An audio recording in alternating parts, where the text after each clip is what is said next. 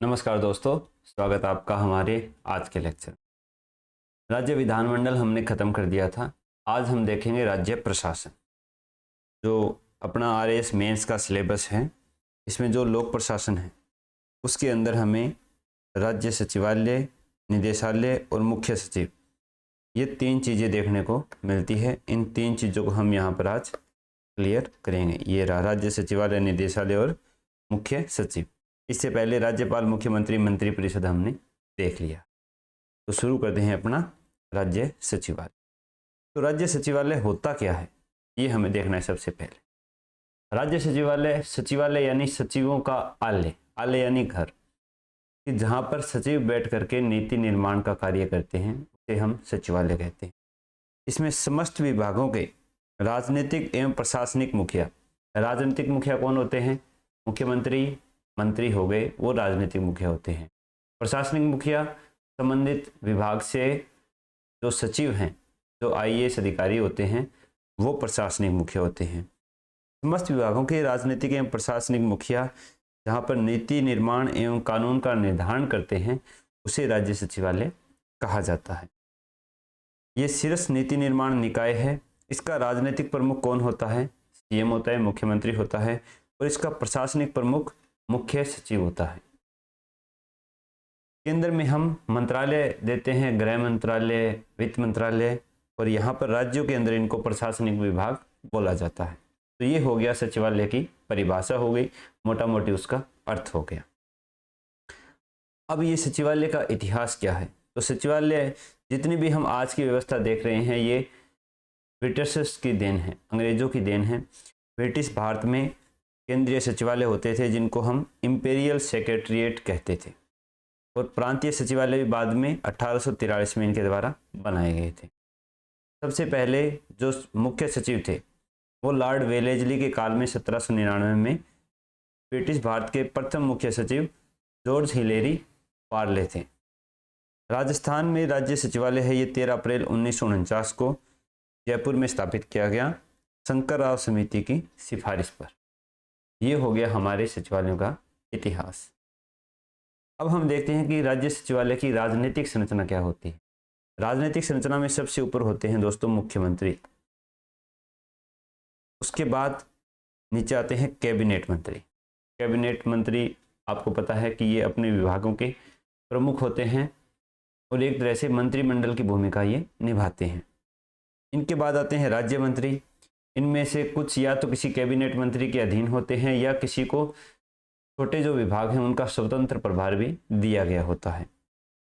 उपमंत्री होते हैं, ये नए नए राजनीतिक सदस्य होते हैं, विधानसभा सदस्य, जिनको थोड़ा बहुत कार्यभार संभालने की ट्रेनिंग देने के लिए उपमंत्री बनाया जाता है। ये किसी राज्य मंत्री के अधीन कार्य करते हैं, इनको स्वतंत्र विभाग नहीं दिया होता। इसी प्रकार संसदीय सचिव है, जो सचिवालय में कैबिनेट मंत्री हो गए, राज्य मंत्री हो गए, इनकी हेल्प के लिए होते हैं। सामान्यतः उपमंत्री और संसदीय सचिव है वो राज्यों में नहीं बनाए जाते हैं। सीएम, कैबिनेट मंत्री और राज्य मंत्री, ये तीन ही पद हमें देखने को मिलते हैं। अब हम देखते हैं कि राज्य सचिवालय की प्रशासनिक संरचना क्या है। सबसे ऊपर होता है मुख्य सचिव, उसकी सहायता करने के लिए अतिरिक्त मुख्य सचिव होता है। इनके बाद प्रधान सचिव आते हैं, संयुक्त सचिव आते हैं, उप सचिव होते हैं। ये एक दूसरे के अधीनस्थ होते हैं और एक दूसरे को हेल्प करते हैं प्रशासनिक व्यवस्था बनाए रखने के लिए, नीति निर्माण में, और जो सूचनाएं हैं वो प्रदान करने के लिए कि किसी कार्यक्रम में हमें कितना प्रभाव दिख रहा है, क्या उसका भूमि पर हमें परिणाम मिल रहे हैं, इन सब चीज़ों के लिए ये एक दूसरे के अधीनस्थ का कार्य करते हैं। फिर उप सचिवों के नीचे भी निजी सचिव, सहायक निजी सचिव, निजी सहायक आते हैं, सहायक सचिव, अनुभाग अधिकारी, सहायक अनुभाग अधिकारी। फिर उनके नीचे कर्मचारी आ जाते हैं, यूडीसी, एलडीसी, और सबसे नीचे आते हैं जो चतुर्थ श्रेणी के कर्मचारी होते हैं, ये प्रशासनिक ढांचे के अंदर। हालांकि इनसे कोई सवाल आने की संभावना नहीं है, ना ही पूछा गया, फिर भी हम चैप्टर के आधार पर इनको देख रहे हैं। अब जो हमें निदेशालय देखने को मिला था कि निदेशालय क्या होता है, हम यहाँ देखेंगे अपने कोर्स के अंदर कि राज्य सचिवालय, निदेशालय, निदेशालय आपको यहाँ देखने को मिल रहा है। तो ये निदेशालय क्या चीज़ है? निदेशालय सचिवालय जो नीति निर्धारण करता है, कार्यक्रम बनाता है, उनको क्रियान्वित करता है, यानी उनको लागू करने का काम करता है एक तरह से निदेशालय। सचिवालय में सचिव होते हैं, उसी तरह निदेशालय में कौन होते हैं? निदेशक होते हैं, डायरेक्टर होते हैं। हम कहाँ पे थे? यहाँ पे, ये रहे कि सचिवालय और निदेशालय में क्या अंतर है। तो सचिवालय शीर्ष प्रशासनिक संस्था है और ये अधीनस्थ प्रशासनिक संस्था है, क्योंकि ये सचिवालय के अंडर आती है। सचिवालय जो भी इनको काम देता है उसको ये लागू करते हैं। ये सामान्य सेवाएं हैं, लेकिन निदेशालय है ये विशेषज्ञ सेवाएं हैं। सारी नीति निर्धारण कहाँ होगा? सचिवालय में। उसके बाद जिससे संबंधित जो नीतियां होगी, कोई स्वास्थ्य से संबंधित नीति हो गई, कोई शिक्षा से संबंधित नीति हो गई, तो वो अलग अलग निदेशालय को दी जाती है और ये विशेषज्ञ सेवाएं देते हैं। इसके अधिकारी सचिव होते हैं और इसके अधिकारी निदेशक होते हैं। सचिवालय को लाइन एजेंसी कहते हैं। लाइन एजेंसी का मतलब वही नीति निर्धारण वाली एजेंसी होता है, और ये स्टाफ एजेंसी है जो इनको क्रियान्वित करती है। ये उच्च स्तरीय नीति निर्माण करते हैं। ये नीति और कार्यक्रमों को लागू करने का काम करते हैं। इनका मंत्रियों से प्रत्यक्ष संपर्क होता है, इनका मंत्रियों से प्रत्यक्ष संपर्क नहीं होता है। ये है सचिवालय और निदेशालय में अंतर। अब हम देखते हैं राज्य सचिवालय के कार्य। नीतियां एवं कार्यक्रम तैयार करना, सरकार की जो नीतियां हैं, एजेंडा पॉइंट है, उनको तैयार करना, बजट तैयार करना, किसी प्रकार का जो वित्तीय विश्लेषण है उसको तैयार करना, वित्त पर नियंत्रण रखना, ये सारी चीजें। जो क्षेत्रीय प्रशासनिक इकाइयां हैं उनके मध्य तालमेल बैठाना, नीतियों एवं कार्यक्रमों की समीक्षा करना कि हमने जो नीतियां बनाई है उनका हमें ग्राउंड लेवल पर क्या परिणाम देखने को मिल रहा है, क्या हमारी योजना कहाँ तक सफल हो रही है, इस चीज़ का समीक्षा करना। राज्य सरकार का सूचना का भंडार है, समस्त सूचनाएं, डाटा जो होता है वो इसके पास रहता है। मंत्रियों को अपने नीतियां बनाने में, विधेयक बनाने में, प्रस्तुत करने में सहायता देना। लोक सेवकों की सेवा शर्तों का निर्धारण करना, सेवा शर्तें यानी उनके वेतन, भत्ते, पेंशन, इसका निर्धारण करना। और केंद्र राज्य संपर्क है उसको स्थापित करना। जो भी पत्राचार वगैरह होता है वो राज्य सचिवालय के द्वारा किया जाता है। अब है राज्य सचिवालय में सुधार संबंधी समितियां, आयोग। कुछ सुधार संबंधी आयोग बने थे, उनकी हम जानकारी ले लेते हैं कि प्रथम प्रशासनिक सुधार आयोग 1966-70 में मोरारजी देसाई की अध्यक्षता में बना था। बाद में मोरारजी देसाई उप प्रधानमंत्री बन गए थे, तो इसकी अध्यक्षता के हनुमंथैया ने की थी। इसने कुछ अपनी सिफारिशें दी, जिसमें उन्होंने बताया कि राज्य सरकार में विभाग हैं वो 13 से ज़्यादा नहीं होना चाहिए। प्रत्येक विभाग में नीतिगत सलाहकार समिति का गठन होना चाहिए, और मंत्रियों को जो मंत्रालय आवंटित करते हैं उस समय जो मंत्रालय की मूल भावना है उसको ध्यान में रखना चाहिए कि जहाँ तक लगता है कि हमें मंत्री के पास इसका विशेष अनुभव है, किसी प्रकार की उसकी शैक्षिक योग्यता है, तो जहाँ तक हो सके हमें उसी प्रकार का मंत्रालय उसको आवंटित करना चाहिए। और मुख्य सचिव के अधीन कार्मिक विभाग की स्थापना की जानी चाहिए। कार्मिक विभाग क्या होता है? जो हम एक तरह से बोलते हैं कर्मचारी, तो कर्मचारियों की भर्ती, उनकी ट्रेनिंग, उनकी पदोन्नति, सब चीज़ें हैं वो कार्मिक विभाग देखता है। तो मुख्य सचिव के अधीन कार्मिक विभाग की स्थापना की जानी चाहिए। ये प्रथम प्रशासनिक सुधार आयोग ने बताया था, सिफारिश की। इसके बाद जो केंद्र स्तर पर सचिवालय पुनर्गठन समिति है वो SD उज्ज्वल की अध्यक्षता में बनी थी। ये क्या है, या तो मिलान में हमसे पूछ सकते हैं, तो इनका सन नहीं पूछेंगे, लेकिन किसकी अध्यक्षता में बनी थी ये हमसे पूछ सकते हैं। राजस्थान में प्रथम प्रशासनिक सुधार समिति 1963 में हरीश चंद्र माथुर की अध्यक्षता में। राजस्थान सचिवालय पुनर्गठन समिति 69-70 में मोहन मुखर्जी की अध्यक्षता में। प्रशासन सुधार समिति 92 से 95 GK भणोत की अध्यक्षता में। और राजस्थान में वित्तीय प्रशासनिक सुधार समिति 1999 से 2001 शिवचरण माथुर, और सिंघवी समिति 2005 में बनाई गई थी। ये थोड़ा डाटा है, ये हमें याद ही रखना पड़ेगा और कोई तरीका इसका नहीं है। इसके बाद हम देखते हैं कि मुख्य सचिव। मुख्य सचिव राज्य का सर्वोच्च प्रशासनिक अधिकारी होता है, एक IAS अधिकारी होता है। इसकी चयन, नियुक्ति और इसको हटाना सब कुछ किसके हाथ में है? CM के हाथ में है। CM ही चयन करता है कि किसको मुख्य सचिव बनाना है, उसकी नियुक्ति भी CM करता है, और बाद में इसको अगर मुख्य सचिव के पद से हटाना है तो वो भी CM ही हटाते हैं। सामान्यतः इनकी सेवानिवृत्ति है वो 60 वर्ष की आयु में होती है, लेकिन राज्य सरकार सिफारिश करके केंद्र सरकार इसको 3-3 माह करके 2 बार बढ़ा सकती है 60 वर्ष के बाद भी। अब राजस्थान के मुख्य सचिवों का थोड़ा सा इतिहास देख लेते हैं। राजस्थान के प्रथम मुख्य सचिव थे के राधा कृष्णन। 13 अप्रैल 1949 को इन्होंने पदभार ग्रहण किया था और इनकी नियुक्ति केंद्र सरकार के द्वारा की गई थी। 1956 तक, जब तक पुनर्गठन आयोग लागू नहीं हुआ था, तब तक केंद्र सरकार के द्वारा ही राज्यों के मुख्य सचिवों की नियुक्ति की जाती थी। इसके बाद राजस्थान सरकार द्वारा नियुक्त प्रथम मुख्य सचिव थे भगत सिंह मेहता। ये पहले ऐसे राजस्थानी थे जो राजस्थान के निवासी थे, वो मुख्य सचिव बने थे, और सर्वाधिक कार्यकाल वाले मुख्य सचिव भी भगत सिंह मेहता है, ये आपको याद रखना है। प्रथम महिला मुख्य सचिव थी कुशल सिंह, 2009 में बनी थी। ऐसे मुख्य सचिव जो उप लोकायुक्त भी रहे, KPU मेनन। ऐसे मुख्य सचिव जो SEC स्टेट इलेक्शन कमिश्नर, राज्य निर्वाचन आयुक्त रहे हैं, इंद्रजीत खन्ना। और ऐसे मुख्य सचिव जो CIC चीफ इंफॉर्मेशन कमिश्नर, मुख्य सूचना आयुक्त भी रहे हैं, वो 2 हैं, T श्रीनिवासन और DB।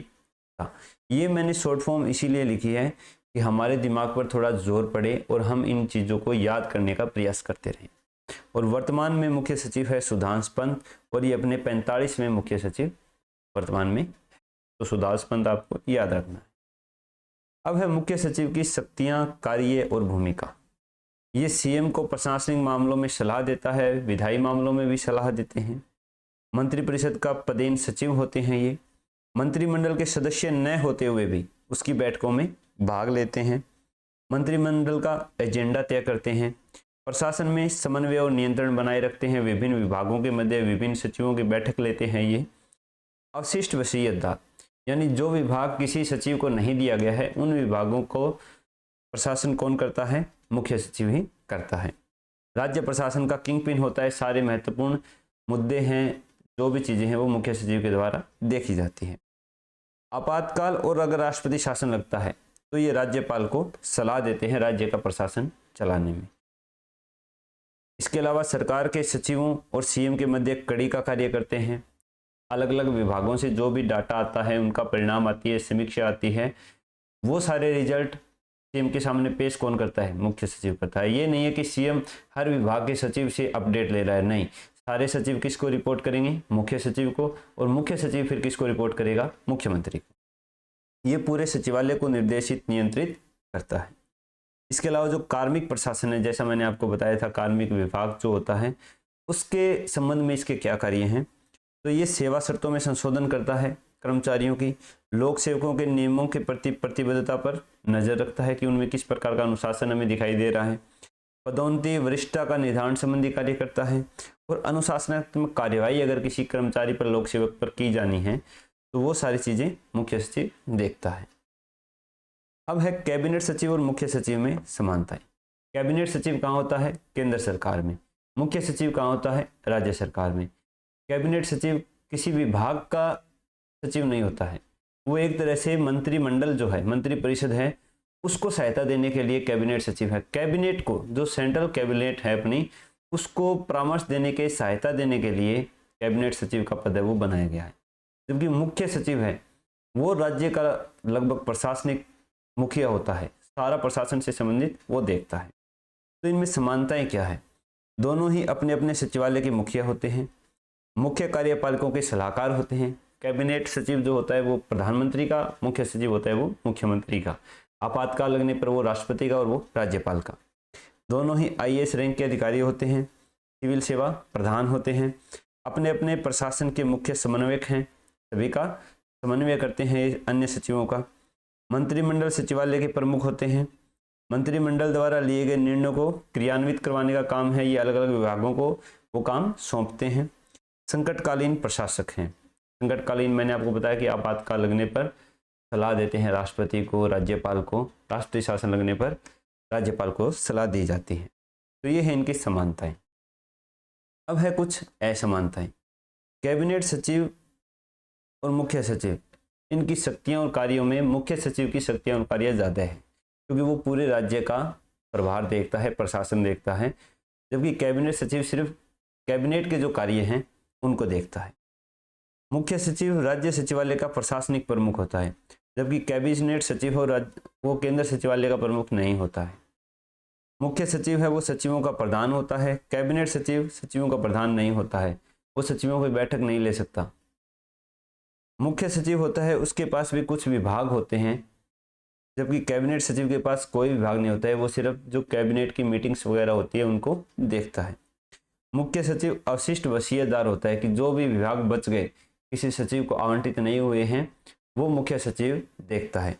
लेकिन कैबिनेट सचिव के पास जब कोई विभाग ही नहीं है तो अवशिष्ट वसीयतदार का तो सवाल ही नहीं होता। तो ये है इसकी कुछ असमानताएं। इसके बाद है मुख्यमंत्री कार्यालय, सीएम, चीफ मिनिस्टर ऑफिस। ये क्यों बनाया जाता है? ये बनाया जाता है कि मुख्यमंत्री को थोड़ी सी हेल्प हो जाए, क्योंकि मुख्यमंत्री को इतना तो है नहीं कि हर कार्य वो याद रख सके। प्रशासन से संबंधित, अलग अलग विभागों से संबंधित, विधानमंडल से संबंधित, तो उसके लिए एक सचिवीय या प्रशासनिक सहायता के लिए सीएमओ को बनाया जाता है। राजस्थान में इसकी स्थापना 1951 में की गई थी। 1998 तक इसमें एक सचिव होता था, लेकिन 1998 के बाद अशोक गहलोत ने 2 सचिवों की नियुक्ति है वो सीएमओ ऑफिस में की, और इन दोनों सचिवों के नीचे 2-2 उप सचिव भी नियुक्त किए जाते हैं। तो ये है एक सीएमओ का प्रशासनिक ढांचा बोल सकते हैं।